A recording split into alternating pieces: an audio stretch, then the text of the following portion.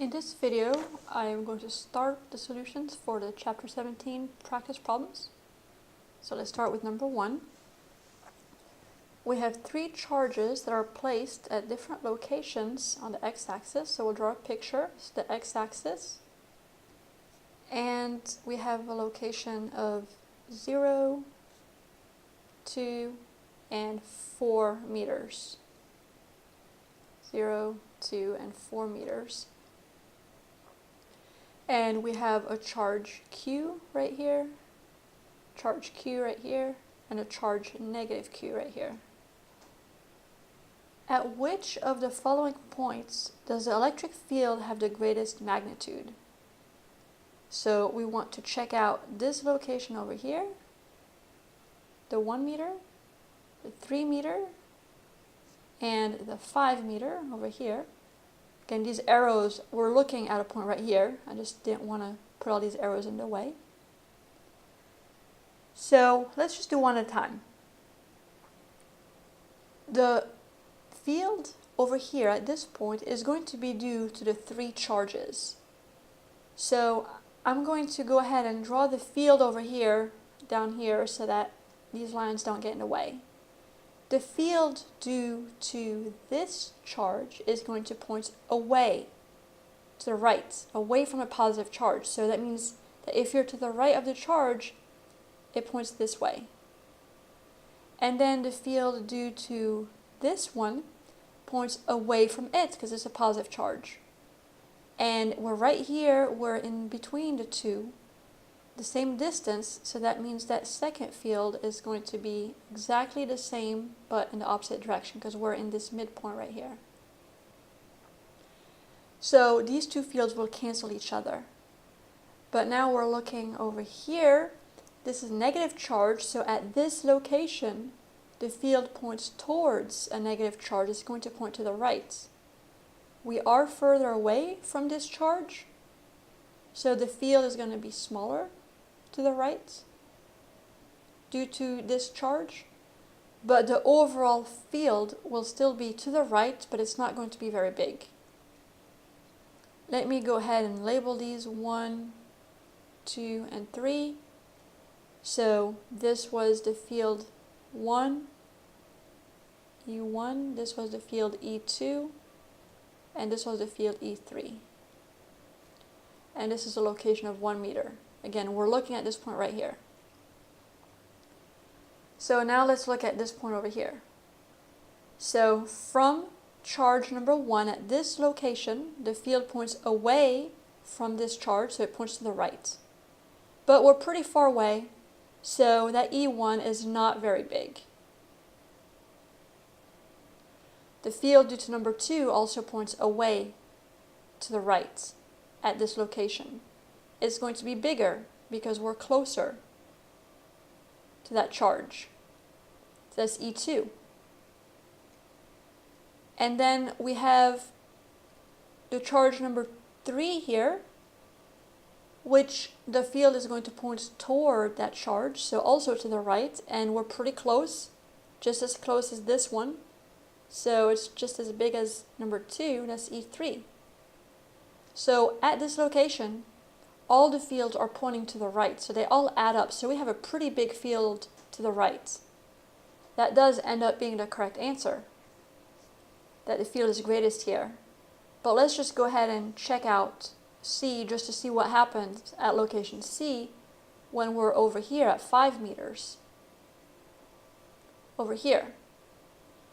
Well, over here, we have a field to the right from number 1, but it's not very big. And I'm not drawing it to scale, it should be even smaller than before because we're even further away. So I should be drawing even really tiny because we're really far away. That's E1. E2 is going to be pretty small still, but a little bit bigger than E1 because we're a little bit closer. That's E2. And then at this location, the electric field points toward a negative charge, and we're pretty close here.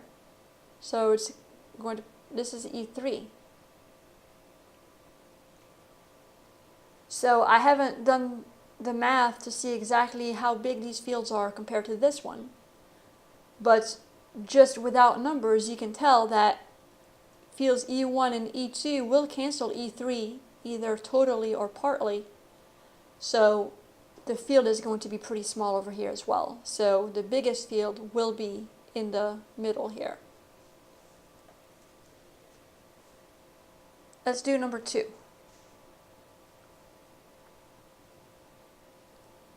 A metallic object holds a charge of negative 3.8 microcoulombs. What total number of electrons does this represent?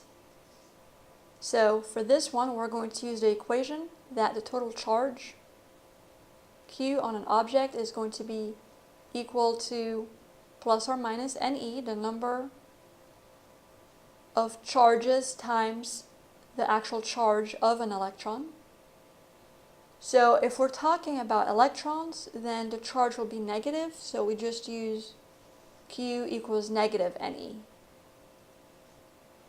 And then we're going to plug the numbers in. This is Q right here, this is the charge. We're looking for N, so N is going to be negative Q over E. E is the charge of one electron. E is a constant. Sorry, it's the magnitude of the charge of an electron. It's 1.6 times 10 to the negative 19 coulombs. Charge of an electron is negative E, but E is always a positive number.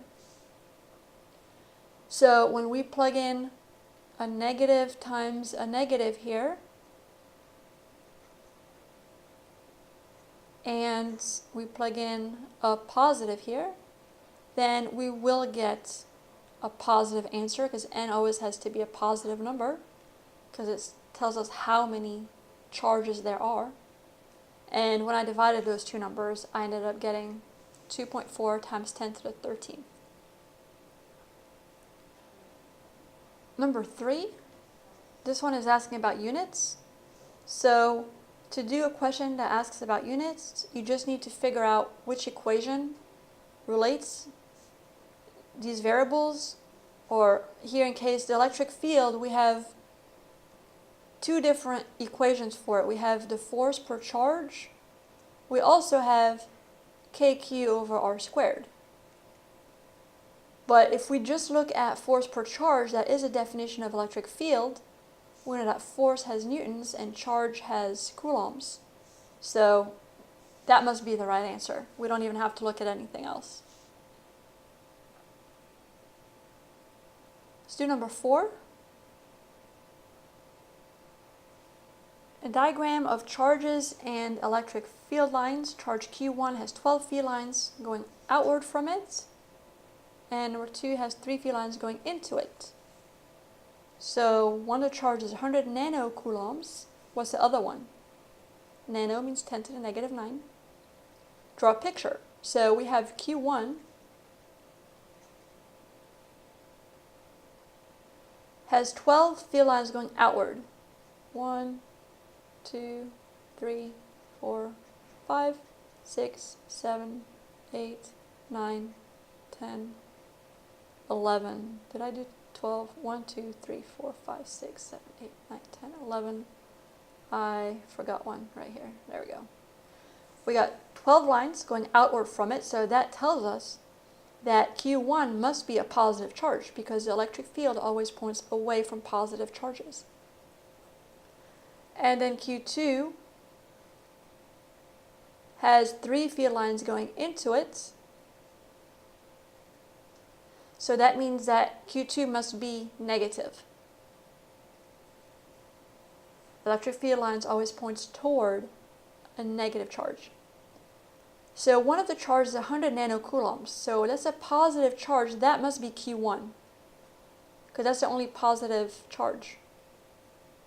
So that means, what is the charge on this one? Well, this one must be negative, so we can already cross out these ones. And the reason the answer is negative 25, which is 1/4 of the charge on Q1, is because there are less electric field lines going toward the charge. And we talked about that the density of the lines indicates how strong the field is. And if there is less charge here, it's going to produce a weaker field, right? Because E equals KQ over R squared. So the less charge, the less field is produced by that charge. So less lines means a weaker field, means a weaker charge, and then you just do the ratio. Well, since there's only 1/4 of the electric field, then there must be only 1/4 of the charge. So that's how we got 100 divided by 4 to get 25, and we knew it was negative because the lines were pointing toward that charge.